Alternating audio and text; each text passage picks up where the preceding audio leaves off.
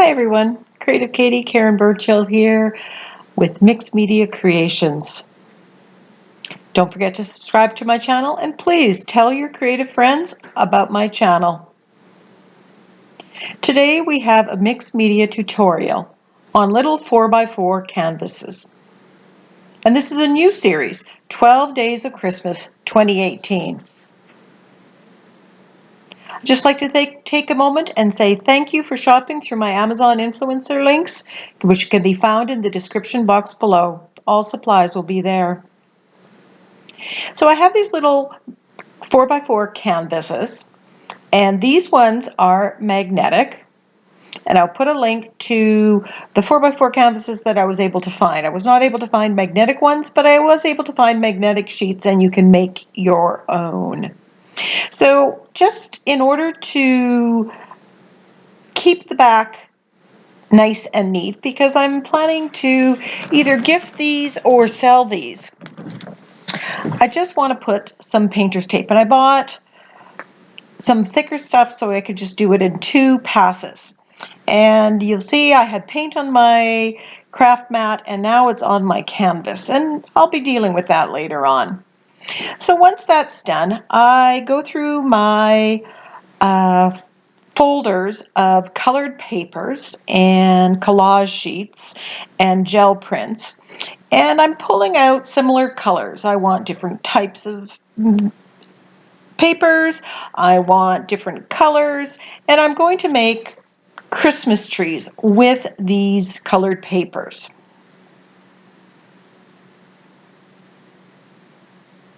And today I'm going to do a blue one and a green one. I'm uncertain at this point in time what I'm going to do with the background, what color I'm going to put in the background. But stay tuned, you'll see what I do. So here is my folder of all my little bits of colored papers and gel prints. I'm just flipping through to find the right color, something that's going to go. I will put a link to the video where I show how I store my colored papers, because I think it's important that we as creators also have a way to store our stuff where we can easily access it. And this is one of those ideas that I still use. So I'd like to share that with you. So I'm trying to find another piece, and I'm ripping them, getting rid of straight edges. I want this to look very organic. I will put a link to my gel printing sessions, actually the playlist, and you can go there and see where I've created some of these papers.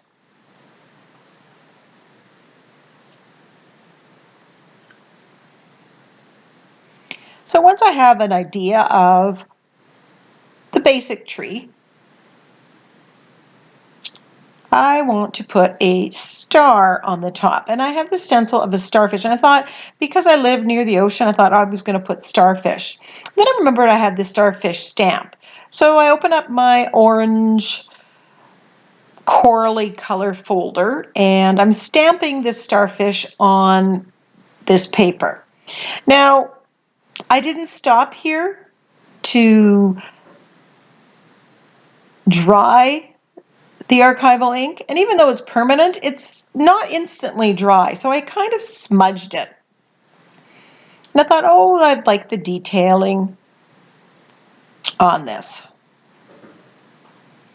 So that I'm sampling it. I'm very visual, and I need to see things as I go. I really like it better. That one, the colors somehow go better with the blue tones that I have. So then I'm going to stamp out another one. And I have second doubts about using the actual stamp. You lose some of the gel printing or the design that was part of the paper. So I just kind of double this one up, and I'm cutting it out, cutting 2 out, and then I'll be able to compare which one I like best.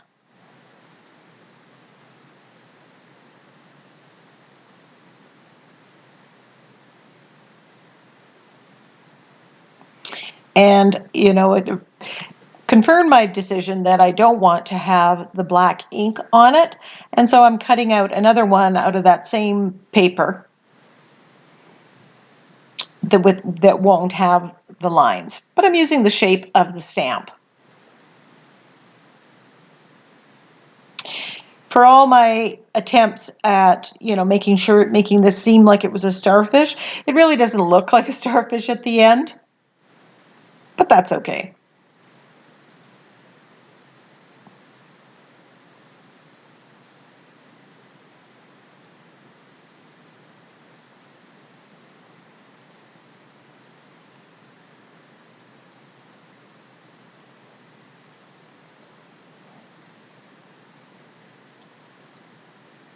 So now that I basically have my focal point done, I have to decide what I'm going to do with the background. And I decided to put it off a little bit longer. I need a trunk for my Christmas trees. And I cut it out of some metallic brown paper. It was a gel print. And just adding a little bit of bling to the project.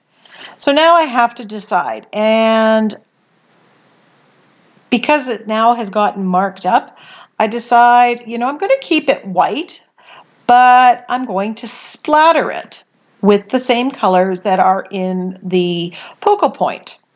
So on the green one, I'm using green and gold, and on the blue one, I'm using blue and gold. And this will mask and hide any little blemishes that happen to be there and make it look like it was intended to be there.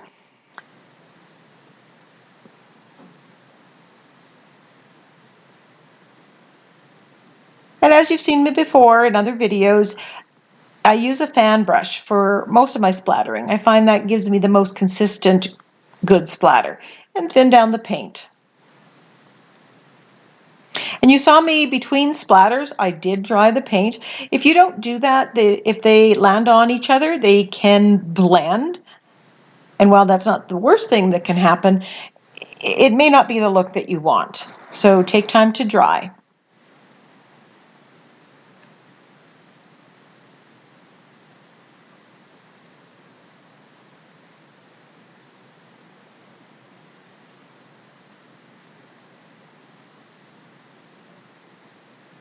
So I put the Christmas trees back on, and I'm kind of putting it off center. I don't want it smack dab in the middle.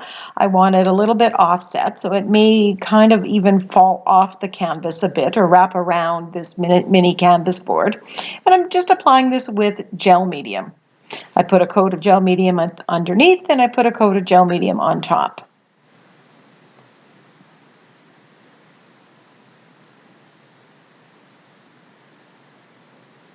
That bottom gel print is a gel print that I created with cardboard. And I love that plaid look. I definitely will be making more of those in the near future.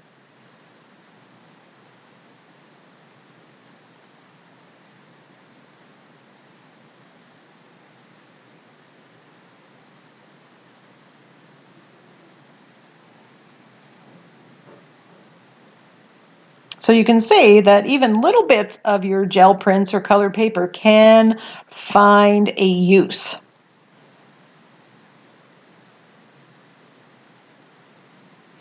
If you don't have gel prints or colored paper, you can make your own, or you can use scrapbook paper. You can also use colored paper from magazines or catalogs.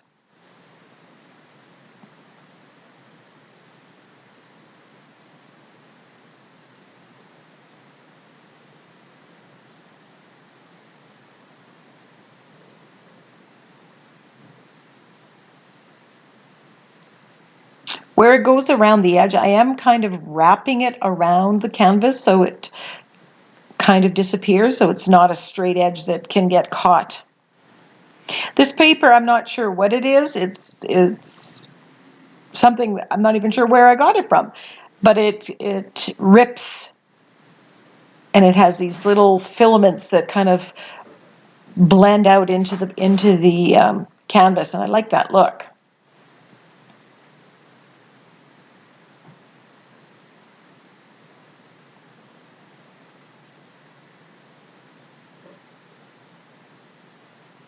didn't like the way it looked that way, and then this way. Maybe it's, then I tell myself, Karen, stop overthinking it.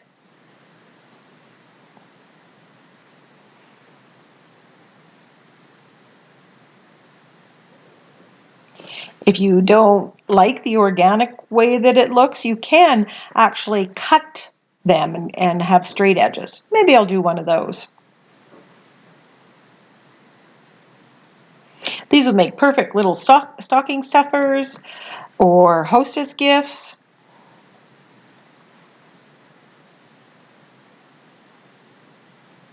And just because they're magnetic doesn't mean they have to go on the refrigerator. They can go on, you can put a ribbon on it and they hang it on a tree, or it can sit on one of those mini easels that you can get. I just want the star to stand out a little bit more, so I'm just using the floating acrylic technique on the star, and then I'm doing the same on the boughs of the Christmas tree, just to make it stand out a little bit from the background.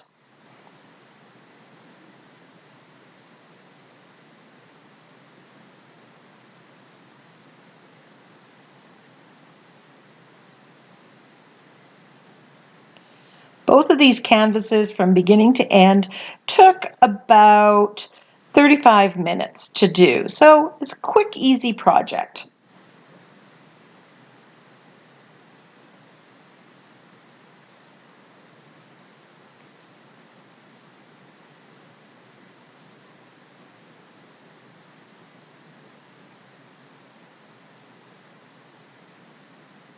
So then I decide I'm going to do the blue one, and I start with black, but later on I switch it up and I add more blue to the black, just because I like the look of it better. I think I may have used Prussian blue or Payne's gray, which is a blue tone gray.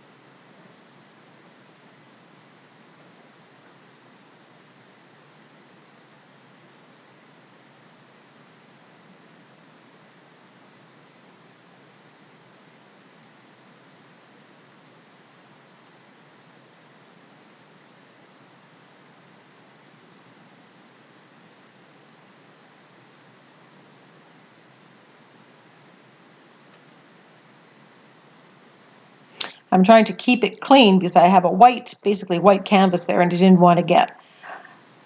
Then I just grabbed my liner pen and just putting some dashes around the star, just to give it a little bit more detail and interest.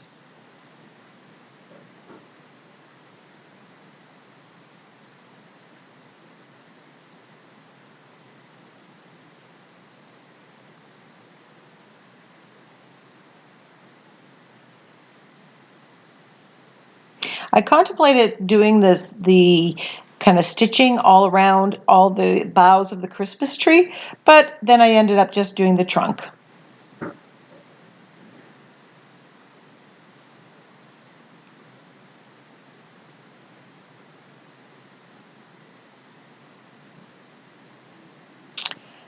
This stencil is a folk art stencil, and there were 3 stencils in a pack, and I wasn't very excited about the fact that it was an alphabet stencil, but I thought I'd give it a try, and I really like the script of this stencil, so I think this is going to be one of my favorites. And I think I'm going to use it lots on these mini canvases and even on my art journal page.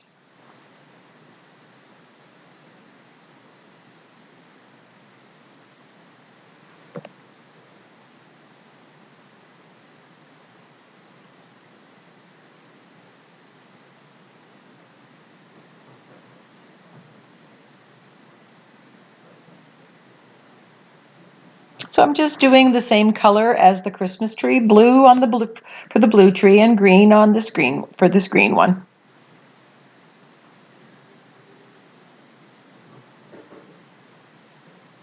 I'm using a makeup sponge to stencil the paint.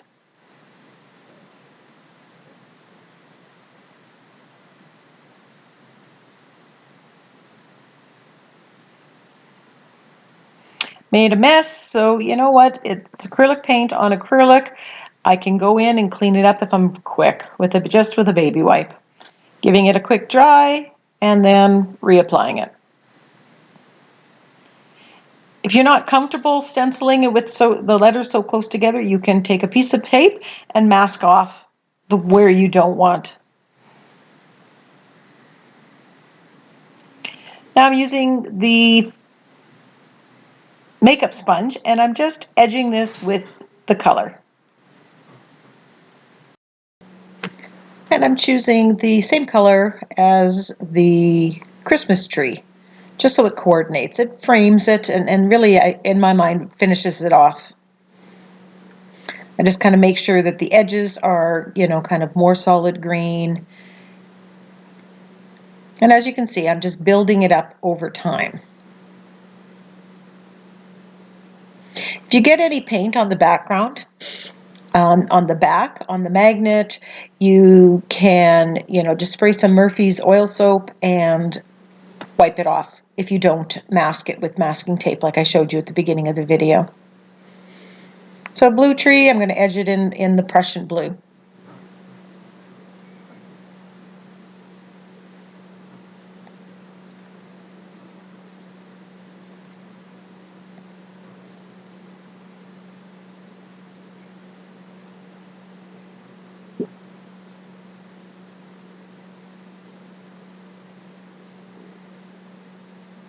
And I just build it up over time.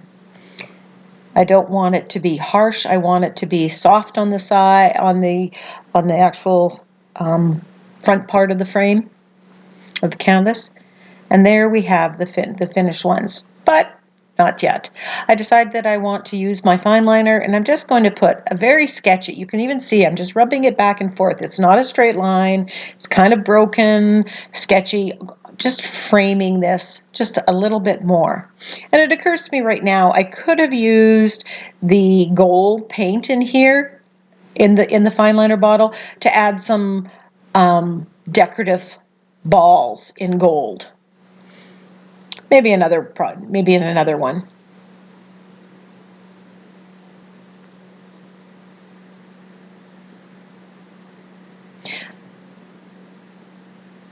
I hope you enjoyed this video. I hope you come back and watch the rest of the series in the 12 Days of Christmas.